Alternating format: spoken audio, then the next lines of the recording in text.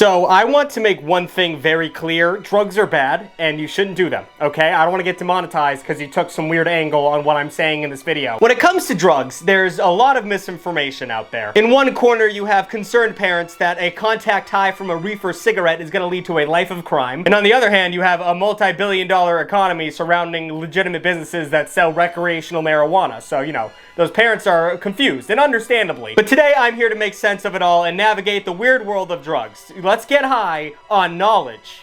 Don't do drugs, please. Seriously, don't do drugs because of this video.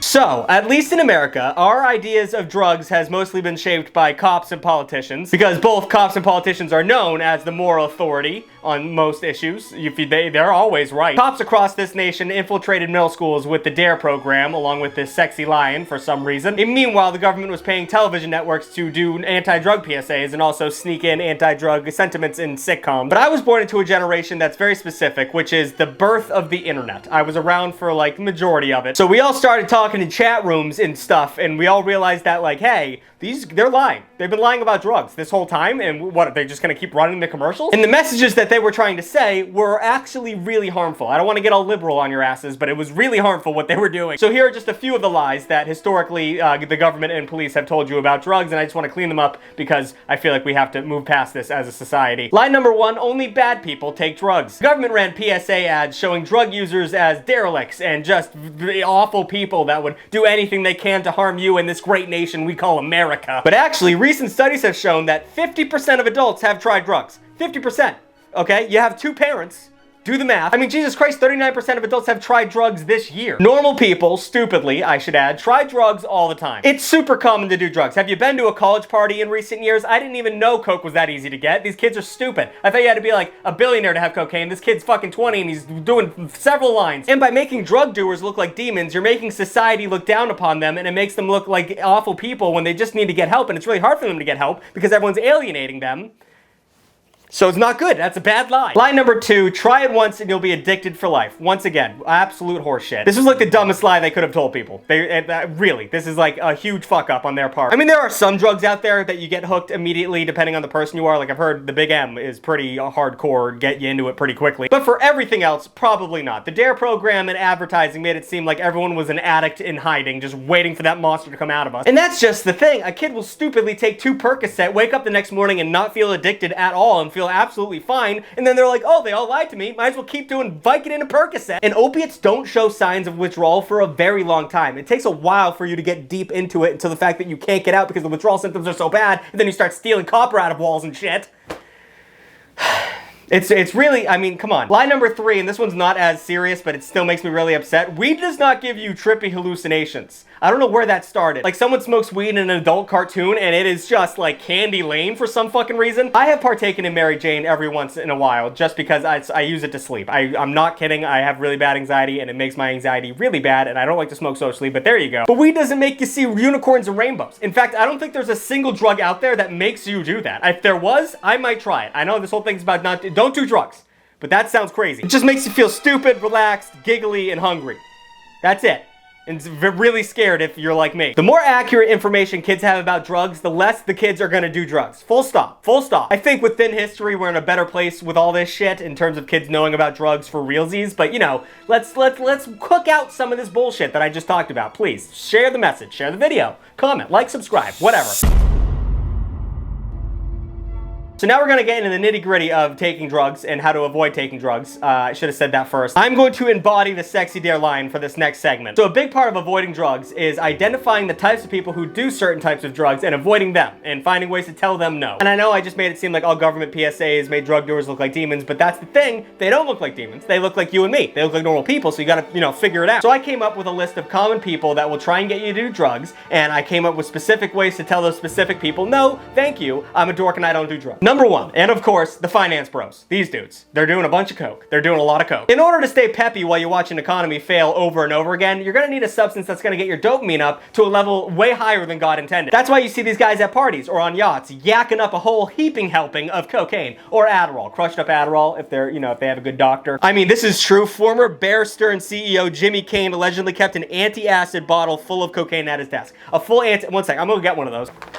A full thing of these, full of cocaine on his desk. That's a lot of cocaine. For personal use, that's a lot of cocaine. So these dudes will eventually corner you at a party and tell you to go to the bathroom because it's snowing in there and they want you to see. Which is nice of them because they want to share their cocaine. Cocaine isn't cheap, but it's not for you. We're not doing that tonight. All you have to do is tell them that you have a heart condition and that if you do a little bit of cocaine, there's a chance that you might just die immediately and then the body's on them. And they're going to be a little bit paranoid about the situation and immediately back off, which is fantastic. You can also tell them that you have like a friend or cousin who died of fentanyl overdose from doing cocaine because that's a big issue right now. Just why are people doing cocaine right now?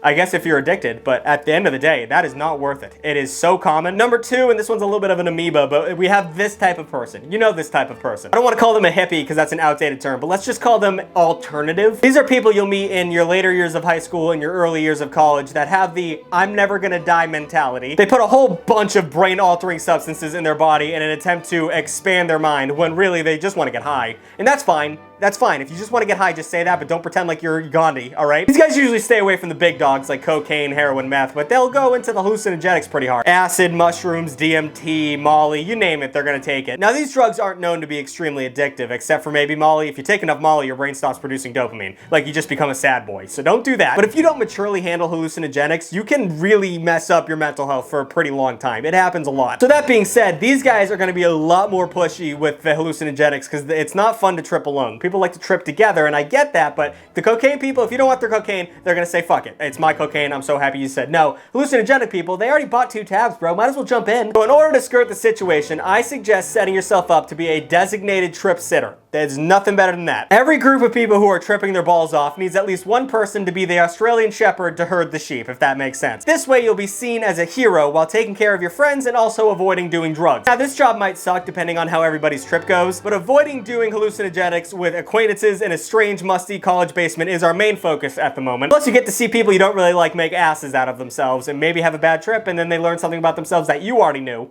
So that's fun. And finally, number 3, we have people who wear pajama pants outside. These people are an issue. They're a problem. They're a real problem. I want to say it's okay to have friends like this. Everyone gives up at one point in their life. They just did it a lot earlier than most people. But that being said, due to their all-around lack of giving a shit, they can go down some pretty dark paths. These guys are the ones who are doing shit that will really take your life down a peg, like needles. You know, nothing good comes from needles. Now that being said, I don't think you have a lot to say to these guys when they offer you drugs because they probably won't offer them to you because people who do hard drugs like this usually don't want to share them. But if they do try and push hard drugs on you, tell them to go fuck themselves and walk away from the situation. It sucks when people are in the grips of, you know, addiction and you kind of watch them waste away, but it's not your job. That got sad. That got sad. Anyway.